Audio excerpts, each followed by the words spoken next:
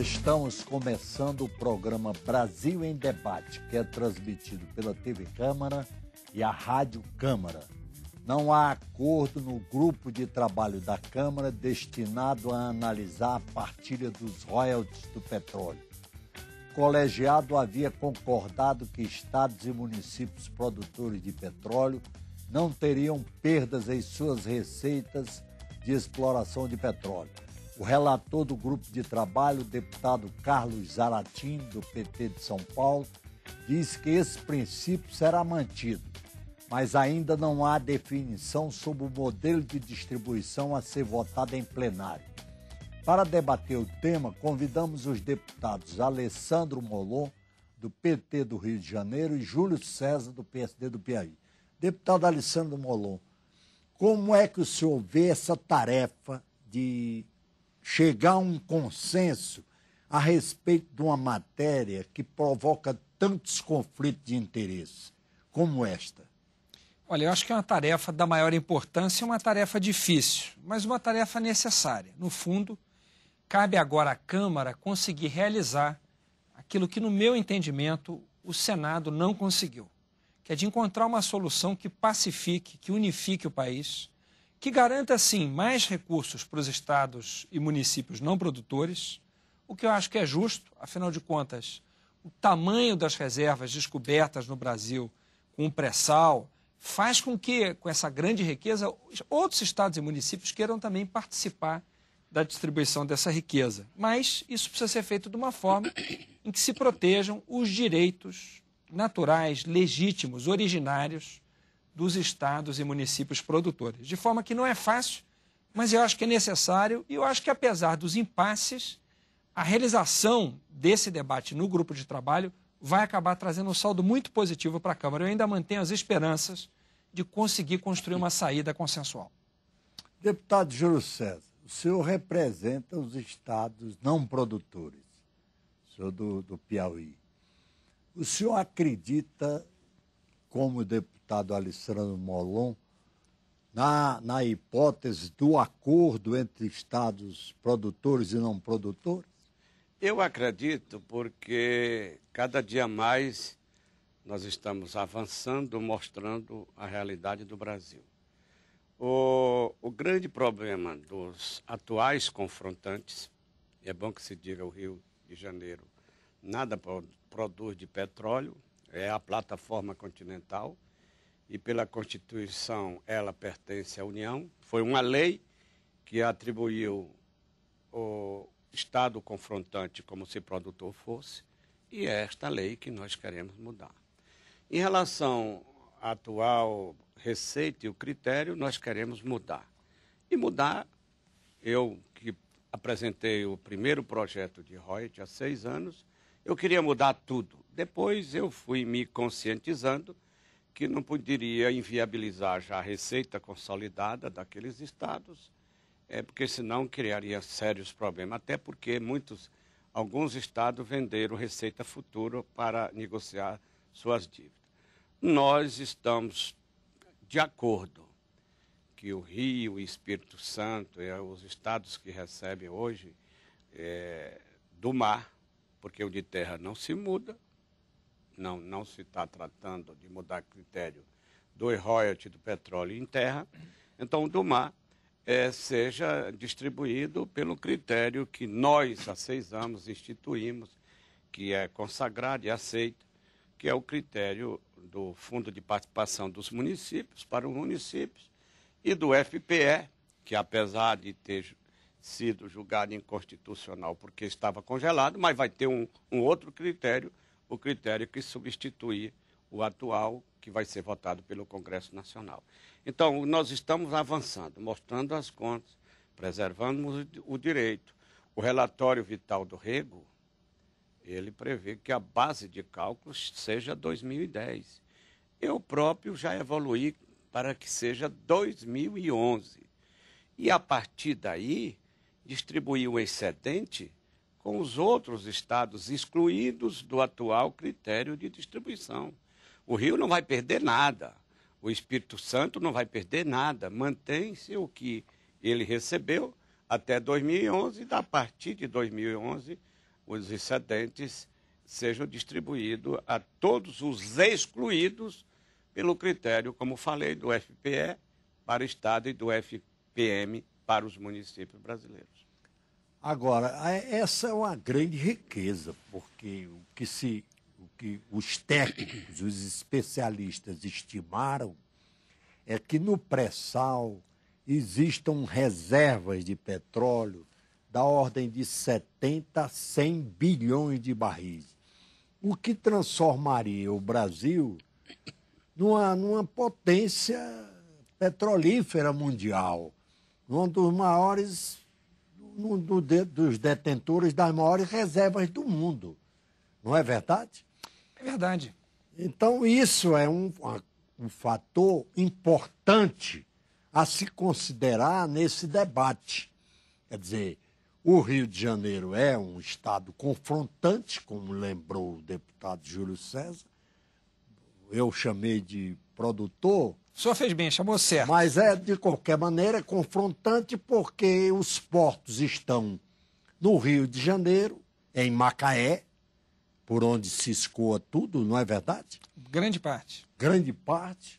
Então, o Rio de Janeiro é o beneficiário maior dessa produção, não é? O Espírito Santo tem um benefício um pouco menor, bem menor. O Rio é o maior beneficiário disso. Tarcísio, antes de avançar, quer dizer, alguns esclarecimentos. Sobre toda essa riqueza descoberta do pré-sal, nós não temos nenhuma oposição para mudar as regras de distribuição sobre tudo que vem a ser licitado. O que nós não admitimos, por respeito à Constituição e à segurança jurídica do país, é que se mexa naquilo que já foi licitado.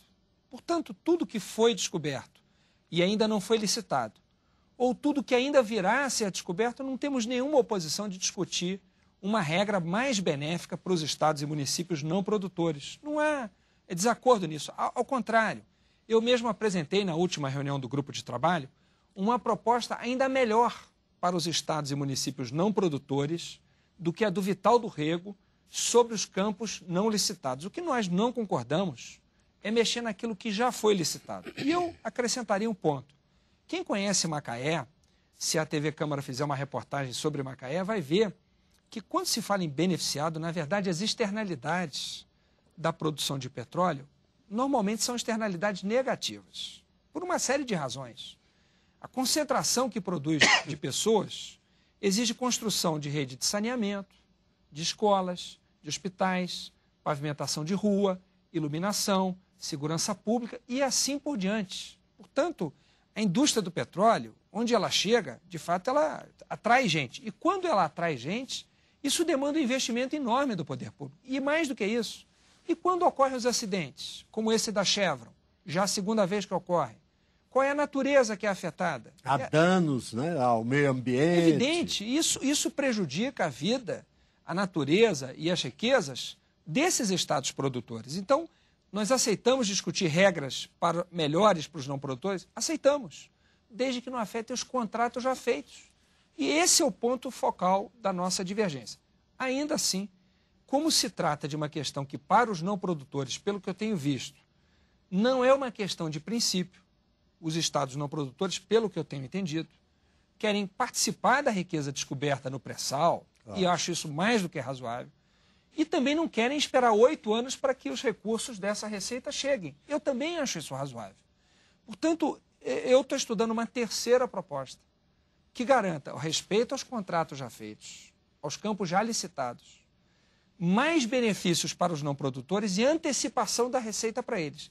Eu acredito que se a gente chegar numa fórmula que compense uma coisa pela outra, talvez os estados não produtores aceitem. Por isso que eu acho que o debate ele é positivo. Aqui nós estamos reafirmando divergências conceituais, elas existem, nós não podemos negá-las, mas nós queremos superá-las. Isso aqui é uma casa política. Isso. É a casa da divergência e da convergência também. Pois é, e para construir da busca da convergência, né? Para construir a busca dessa, para construir essa convergência, para buscar essa convergência, que nós estamos fazendo o debate, que às vezes fica mais acalorado, às vezes a temperatura sobe, eu acho que isso faz parte do processo democrático, mas nós respeitamos as posições divergentes no debate e vamos defender nosso ponto de vista. Claro. Agora, eu acho que é possível construir uma saída consensual. Deputado Júlio César, como é que o senhor vê essa posição conciliadora do deputado Alessandro Molon? Se fosse para fazer só os contratos futuros, nós deveríamos ter aprovado o projeto do próprio governo que veio para cá. O que é o contrato futuro? É o pré-sal partilhado. Ele quer dividir uma esperança que pode ou não acontecer. O que existe hoje em termos de pré-sal é que tem 28% já licitado, concedido pelo regime velho, e 72% ficarão lá para o regime de partilha, que não tem PE, só tem royalty. Então, essa esperança futura nós não estamos discutindo, até porque ela não existe no presente, é uma esperança. O que nós queremos, o royalty do petróleo do mar. E não queremos inviabilizar as administrações que já recebem. Então, nós concordamos, já evoluímos, nós que evoluímos. Nós não. Quando começamos, era dividido, de acordo com o relatório Vital do Rego. Nós já admitimos a base seja 2011. Eu, pessoalmente, admito que poderão ser excluídos estados e municípios, excluídos na segunda divisão pelo FPE. Poderão. Agora, vender esperança, vender no mercado, atrás, capitalizar um fundo aí qualquer, pagar taxa Selic, onerar este fundo para atender ou tentar atender em parte os estados não produtores, eu não concordo. Se não tiver entendimento, nós vamos para o voto. Nós estamos aqui para um entendimento, já evoluímos, já accedemos, já fizemos mais do que o que está no relatório Vital do Rego, que é a base 2011, que houve um aumento. Então, nós vamos, com certeza, para o confronto. E esta casa aqui, que busca todo dia o entendimento, os acordos, se nós não conseguirmos, nós vamos para o voto. Não temos outra saída. Ou se vota o relatório Vital do Rego, ou se derruba o veto do presidente Lula, a emenda Y. Que para nós é a melhor, muito melhor do que o relatório Vital do Rego. Porque se a emenda Y passar a viger a partir de agora... Mas a emenda Y é o confronto. Mas não o confronto? O Vital do Rego foi quase um consenso lá. Quem não votou foi exatamente de 2 estados, 3 estados. Quase todo mundo votou. Então, houve um grande avanço no entendimento. Eles questionaram as contas. O senador Vital do Rego usou as contas da empresa de pesquisa energética. Mas não interessa, lá tem os percentuais. Se o problema do debate é a conta que ele fez, nós tem lá os percentuais, será reduzido. Como também, se este entendimento que nós queremos a partir de 2011 não é mais de 8 bilhões, será de 5 bilhões e 200. Porque as previsões da Petrobras e do próprio Ministério das Minas e Energia é um pouco divergente das previsões da EPE, que é a empresa de pesquisa energética do próprio Ministério das Minas e Energia. Então, eu quero que o Rio, o Espírito Santo, que aumentou 600% em 5 anos. Nada neste país aumentou 600% em 5 anos. E lá no Rio, por exemplo, tem um município que recebe 1/3 do royalty do petróleo para todos os municípios do Brasil. Município de Campos, 1 bilhão e 200. Enquanto isso, tem município lá de 1 milhão de habitantes que praticamente não recebe, ou se recebe é muito pouco, e que passaria a receber mais no critério de redistribuição pelo FPM. Ele seria também incluído como o município de São Gonçalo, Nova Iguaçu, são os maiores municípios do Rio de Janeiro. Então, o critério, esse injusto Mas Campos critério... está numa zona estratégica, né? Uma região estratégica. Apenas tem uma noção de confrontante, mas é tão distante que o horizonte não permite nem que o habitante de Campos veja os campos. A grande maioria. Então, ele apenas confrontante, não tem nenhuma na base territorial, nem do Rio e muito menos dos seus municípios. Então, nós queremos o entendimento, não queremos inviabilizar a administração, aceitamos um acordo do deputado Garotinho. Ontem eu puxei, ele defendeu que aceitaria este acordo. Nós aceitamos, eu pessoalmente, uns 2 ou 3 daqueles que são dos estados e municípios não produtores. Não sei se a maioria vai, mas eu propus e vamos ver o que vai dar a próxima reunião. Mas, acima de tudo, o relator Zaratini, que está tendo muita sensibilidade de encaminhar o que ele vai escrever em seu relatório. Deputado Alessandro Molon. O relator, deputado Zaratini, já desprezou os números usados pelo senador Vital do Rego. Está usando números completamente diferentes, porque até agora está difícil de entender de onde, de fato, vêm aqueles números. São números sem nenhuma relação com a realidade. Não é quem o sustente. Tanto é que o relator, na primeira reunião do grupo de trabalho, disse: desprezei aqueles números e vou trabalhar com números novos. Esse é o primeiro ponto. Segundo ponto, esse argumento de se não houver um acordo, leva-se para o voto, é evidente. Aqui no parlamento, em determinadas ocasiões, quando não há consenso, vai-se para o voto e vence a maioria. Só que, nesse tipo de debate, o simples argumento da maioria é um argumento perigoso. Isso pode levar a uma tirania da maioria sobre a minoria, que hoje pode até prejudicar o Rio e o Espírito Santo. Amanhã pode prejudicar o Piauí, o Maranhão, quando nós formos discutir as novas regras do FPA. Porque não há razão do Fundo de Participação dos Estados, por exemplo. Não há razão para que um cidadão do Acre receba 3 vezes mais do que recebe um cidadão do Rio de Janeiro na distribuição do FPA. Um cidadão do Piauí recebe de transferência federal mais do que um cidadão do estado do Rio de Janeiro. Então, qual é a razão disso? Se o royalty, se o petróleo é um bem da União, como diz, por exemplo, o deputado Júlio César, se é um bem da União, se nós temos 200 milhões de pessoas no Brasil, então vamos distribuir de acordo com a população dos estados? Podemos fazer esse cálculo. Por que é que alguém que mora no Rio de Janeiro merece que o seu estado receba proporcionalmente menos do que alguém do Piauí, por exemplo? É esse o debate que nós vamos fazer? Então, é preciso tomar cuidado, porque esse debate que se está fazendo hoje sobre os royalties, amanhã ele vai virar contra os estados que são privilegiados inconstitucionalmente, como decidiu o Supremo, pela distribuição do FPE. E esse debate vai chegar no Norte e no Nordeste.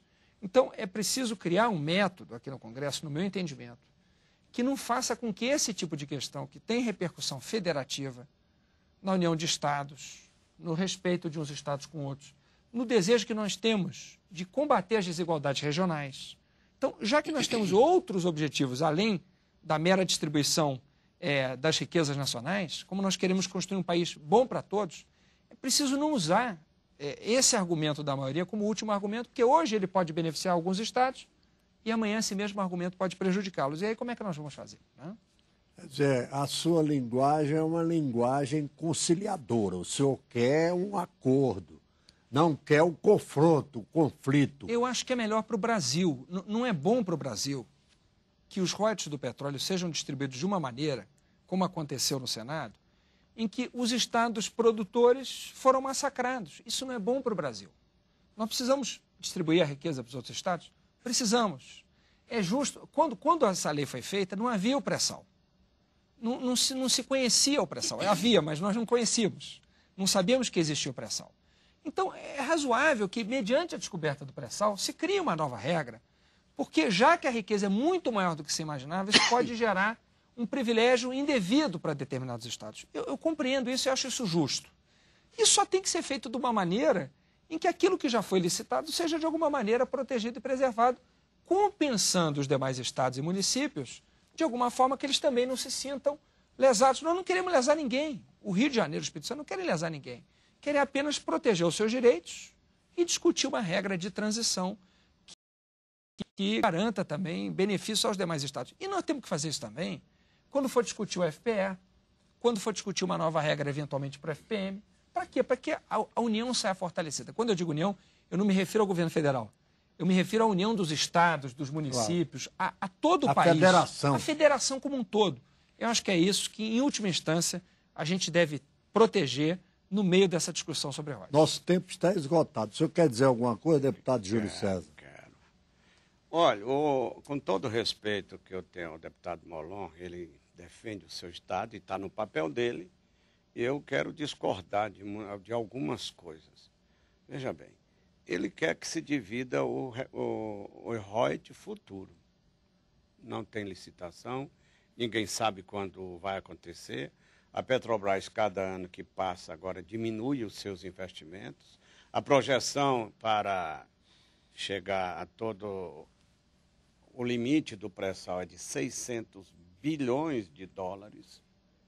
A Petrobras, inclusive, diminuiu os seus investimentos no ano passado por falta de capacidade dela própria ou de financiamento de bancos. Então, nós estamos preocupados com o que está acontecendo hoje. Em relação à discussão do FPE, que ele disse que o Acre, o Piauí recebe mais, o FPE foi criado em 46, deputado Molon, para diminuir esse desequilíbrio social e regional do nosso país. Está lá na Constituição. O critério instituído pelo Código Tributário Nacional, que é de 66, veja bem, não estou falando de coisa de hoje, de 66, ele é um critério que tem que privilegiar os mais fracos. Os mais fracos. Eu acho que tem que ser revisto. E o Supremo não julgou inconstitucional, não é porque o Acre, o Piauí recebe mais do que o Rio, do que o São Paulo, não. É porque estava congelado. O critério é dinâmico. Ele muda pela mudança dos indicadores dentro do critério, que é área, população e renda. E o último, redistribuir compensando renda. Por isso que o Rio de Janeiro recebe menos. Quisera nós do Piauí ou do Acre ter uma base econômica que gerasse um PIB per capita no nível do Rio, de São Paulo, do Espírito Santo e outros mais, e vocês ficariam com o FPE. Quiseram, porque a base econômica, além de gerar muito recurso do royalties, gera de outros tributos de competência do Estado e dos municípios. Deputado Júlio César, infelizmente, nosso tempo está esgotado. Eu quero agradecer aqui a presença dos deputados Alessandro Molon, do PT do Rio de Janeiro. Obrigado, Tarcísio. E Júlio César, do PSD do Piauí. Muito obrigado pela audiência e até o próximo Brasil em Debate.